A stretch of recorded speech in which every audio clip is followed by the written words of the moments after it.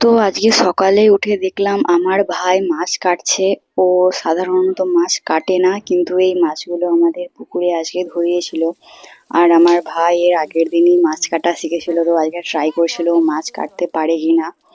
তো মাছগুলো কাটার পর এখানে ধুয়ে নিচ্ছিল। আর একটা আমার মামা আর একটা ছেলে ছিল, খুবই বাচ্চা, সে বারবার পারেশান করছিল যে বেলুনটার মধ্যে জল ভরে দে, জল ভরে দে, সেজন্য খুবই দুষ্টু ছিল। এখানে আমার ভাই মাছ কাটার পর ভালো করে ধুয়ে নিচ্ছিল। আর এই সেই বাচ্চাটা যে বারবার বলছিল বেলুন ফোলানোর জন্য। তো আর চলে যাবে, সেই জন্য ওদেরকে একটু এগিয়ে দিতে এসেছি এখানে।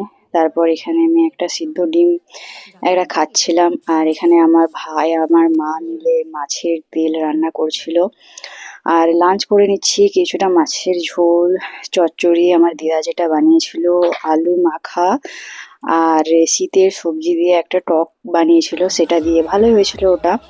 আবার আজকে রাসমেলার মধ্যে চলে এসেছি, তো আজকে খুবই ভিড় ছিল বলতে গেলে, পুরো একদম ওর মনে যেমন মেয়েদের ভিড় থাকে পুরো সেরকম ভিড় হয়ে গেছিল। আর এখানে আমি চপ আর আমার ভাই ভেলপুরি খাচ্ছিলাম। আর এটা আমাদের রাসের এবছরের, মানে প্রত্যেক বছরই থাকে, তবে বিশেষ করে এবছরের মেন আকর্ষণ। এটা ঐতিহাসিক অনেক কাণ্ড নিয়ে এরকম সিনারি বানানো হয়। আর স্টেজের মধ্যে কিছু একটা ঠাকুরের মতন কিছু একটা প্রদর্শন করা হচ্ছে। আর এখানে আমরা দুটো ডিমের চপ নিয়ে বসে পড়েছিলাম, আমি আর আমার ভাই। তারপরে আমরা আর কিছু করিনি, বাড়ি